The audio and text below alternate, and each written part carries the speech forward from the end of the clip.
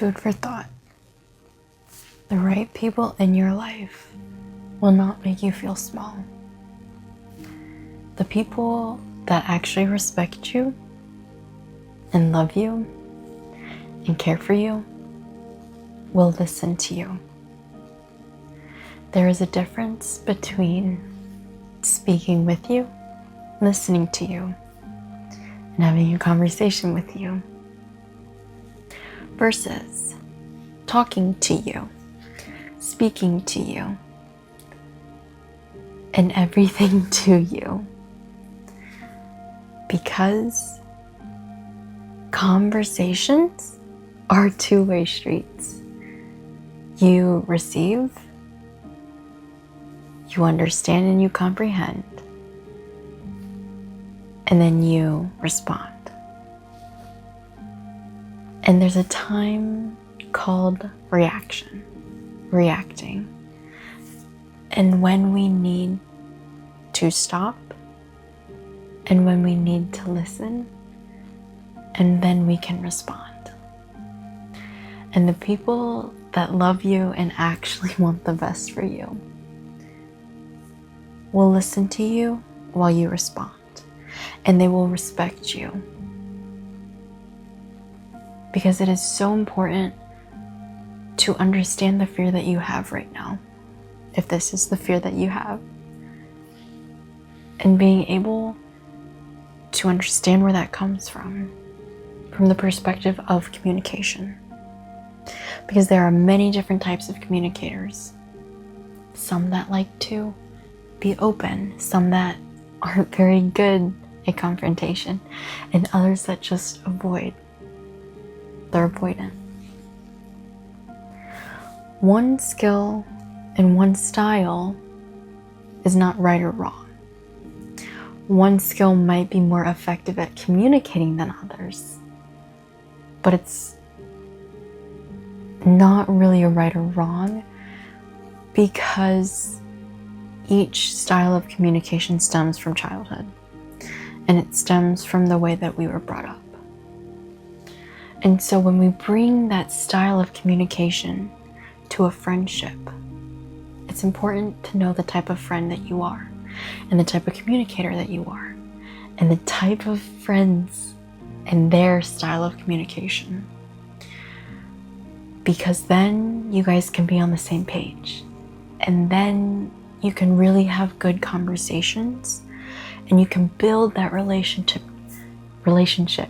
to something strong and that has an actual foundation.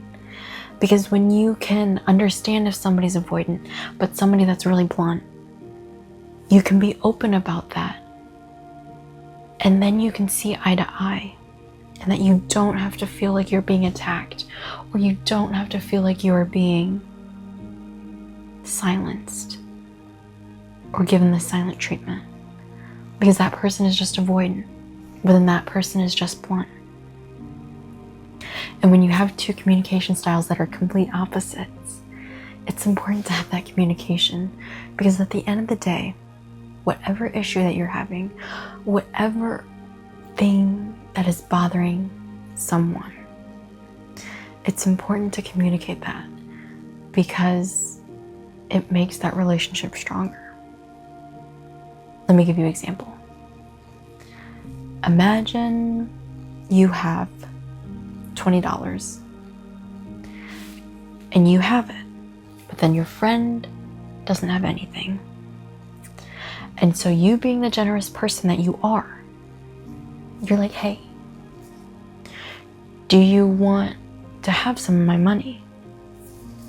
And they're like, sure. And being the kind person that you are, you don't expect anything in return. So you give them $5 out of your 20. So you have 15 left. They have 5. Sure. Cool.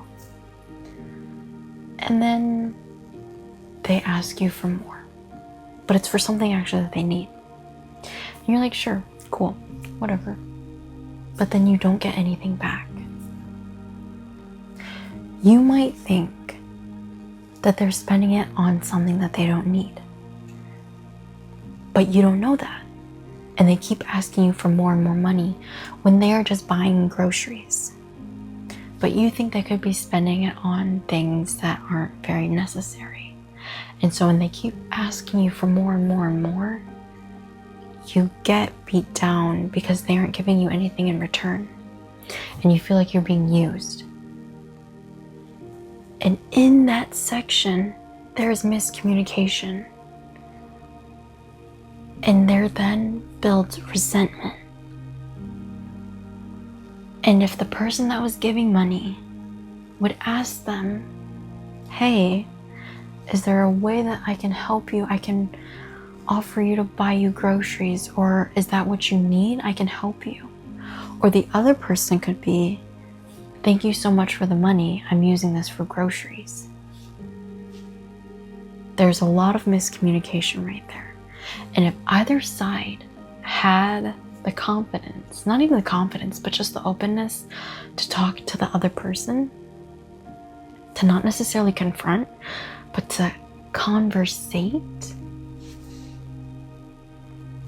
the resentment would end, or it would decrease, because the other person would hear the other person's side and understand that one person doesn't feel like they are getting anything in return, but then the other feels like they are giving or receiving and not being understood what they are doing. And it goes back to communication. And when you are in the situation of not feeling safe of communicating, that is when you just have to try to communicate in a calm tone, voice. And if the person escalates, let them. Really like that let them theory. Because you know that you've done your best to stay calm.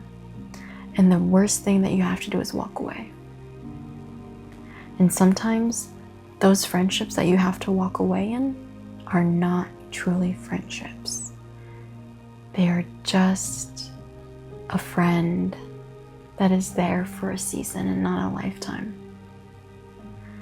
And being able to communicate with your friend is bare minimum. I think that's very bare minimum as a friend. To be able to be open and communicate with somebody. Hey, I have an issue with this. Hey, let me be open to you about this. Hey, I made this mistake. Can I fix this, please? And that is where it comes to true friendships. True friendships are where you do not have to be worried about being judged for something, because they support you for you. They do not support you because of your occupation. Anything that you can think of that is not entirely you. It might be tied to you, but that does not identify you. And finding your friends is hard. It is so hard. But the ones that stick around for your highs and lows and are there when you need a shoulder to cry on, those are your friends. And those are the people that will last you a lifetime. And I want to leave you with this, okay? Friends are like stars. You might not always see them, and you don't need to always see them. Kind of like in the sun. You have so many things going on. There's clouds in the sky. There's the sun in the sky that takes up literally everything. And then there's birds, and there's trees in your view. But then, when it's dark, when you're having a bad day, and there's nothing in your way, there's stars. Not a cloud in the sky, not a tree in your view. Your friends that are truly there for you will be visible in your darkest times, because you know that you can always reach out to them. And this time might be a time of solitude. It might be a time of alone time, being able to figure out who you are, what you want, how you can heal yourself from your past, how you can heal yourself from your childhood. If you are a not efficient communicator, you can go back into your childhood and see what has caused that for you, to be able to become that friend, to become that friend that you would want for yourself. Because honestly, as soon as you become that friend that you would want for yourself, and you are that person for yourself, your own friend, it's just around the corner, true friend. And you being able to open yourself up and open your heart again. So trust in yourself, and trust in timing, and trust in healing. Because one day you'll look back and see how far you've come. And you will see that you are your own best friend, and that you are ready to make beautiful friendships. I was going to say more friends, but you are ready to make friendships that will last you a lifetime. Food for thought.